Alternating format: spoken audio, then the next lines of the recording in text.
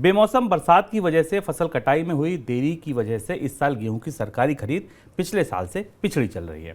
भारतीय खाद्य निगम के अधिकारियों के मुताबिक 16 अप्रैल तक सरकारी एजेंसियों ने अब तक किसानों से 41 लाख टन गेहूं की खरीद की है, जो पिछले साल इस दौरान हुई खरीद के मुकाबले 18% कम है। पिछले साल इस दौरान करीब 50 लाख टन से ज्यादा की गेहूं खरीद हो चुकी थी।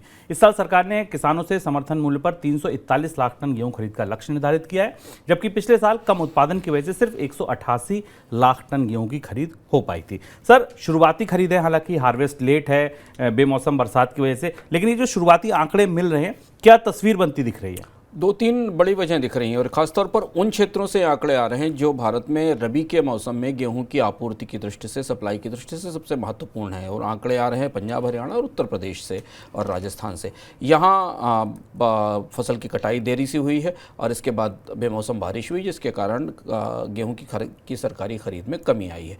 और ये कमी उसके बावजूद है कि सरकार ने इन राज्यों में गेहूँ की खरीद के नियम भी बदल दिए थे। भीगा हुआ, ज़्यादा मॉइस्चर वाला गेहूँ खरीदने की छूट भी दी गई थी। उसके बाद भी गेहूं की खरीद नहीं बढ़ी है फिलहाल। अभी अगर यही गति बनी रही, हालांकि आने वाले हफ्तों में गेहूं की खरीद बढ़ने की संभावना है शुरुआती तौर पर यह शुरुआत कमजोर है पिछले साल की तुलना में। 50 लाख टन की तुलना में करीब 41 लाख टन की खरीद दिखाई दे रही है।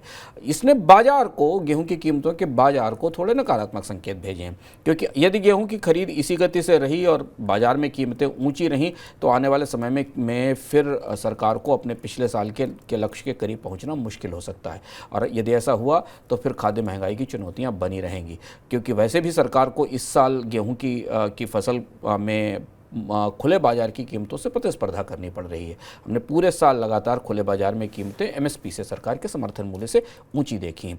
तो अगले 2 हफ्ते काफ़ी महत्वपूर्ण है गेहूं की खरीद को लेकर, क्योंकि सबसे तेज खरीद अब आना शुरू होगी। और ऐसे में यदि सरकारी एजेंसियां अपना लक्ष्य पूरा नहीं कर पाती तो खाद्य महंगाई और अनाजों की महंगाई में बढ़ोतरी रहेगी। बताते चलें कि थोक महंगाई के सूचकांक में और खुदरा महंगाई के सूचकांक में, दोनों जो ताज़े सूचकांक हमारे पास आए, उन दोनों सूचकांकों में अनाजों की महंगाई 8%, 9% से ऊपर है, बल्कि कई जगह वो 10% के आसपास बनी हुई है।